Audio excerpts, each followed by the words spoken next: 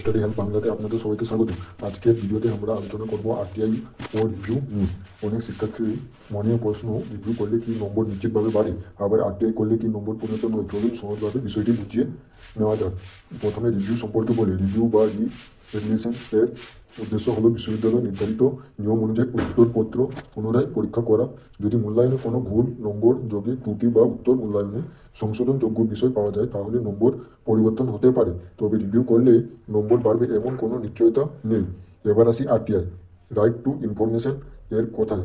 RTI এর মাধ্যমে শিক্ষার্থী উত্তরপত্রের কপি বা পরীক্ষা সংক্রান্ত নির্দিষ্ট তথ্য চাওয়ার অধিকার রাখে, কিন্তু আরটিআই নিজে থেকে নম্বর বাড়ায় না বা ফলাফল পরিবর্তন করে না। এটি মূলত তথ্য পাওয়ার একটি আইনগত প্রক্রিয়া।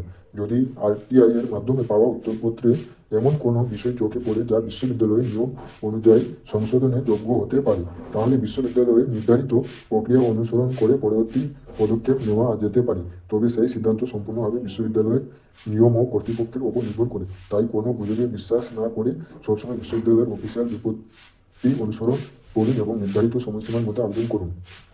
এবং তোমাদের যদি ফলাফলে অসন্তুষ্ট মনে হয় তাহলে তোমরা অবশ্যই আরটিআই খাতাটি জেরক্স কপিটি তোমরা প্রমাণ সহকারে একটি লিখিত আকারে এক্সাম কন্ট্রোলার বা পরীক্ষা নিয়ামক যিনি দায়িত্ব সহকারী আছেন তোমাদের কলেজে বা বিশ্ববিদ্যালয়ের এক্সাম কন্ট্রোলারের কাছে তোমরা একটি অ্যাপ্লিকেশান জমা দিয়ে আবেদন করতে পারবে এবং এই বিষয়টি যাতে তোমরা প্রমাণ সহকারে দেখাতে পারবে।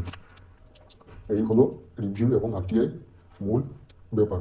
ভিডিওটি যদি আপনাদের উপকারে আসে তাহলে একটি লাইক করুন, স্টাডি হেল্প বাংলা চ্যানেলটি সাবস্ক্রাইব করুন এবং বেল আইকন অন করে রাখুন যাতে বিদ্যাসাগর ইউনিভার্সিটি সব গুরুত্বপূর্ণ আপডেট সবার আগে পেয়ে দেন।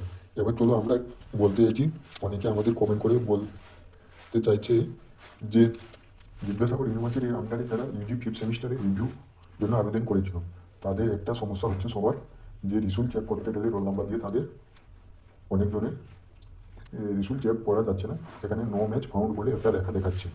এর দেখানোর কারণ হচ্ছে যে তোমাদের কোনো নাম্বারের পরিবর্তন হয়নি, এর জন্য পোর্টালে তোমাদের আপলোড করা হয়নি শুধুমাত্র।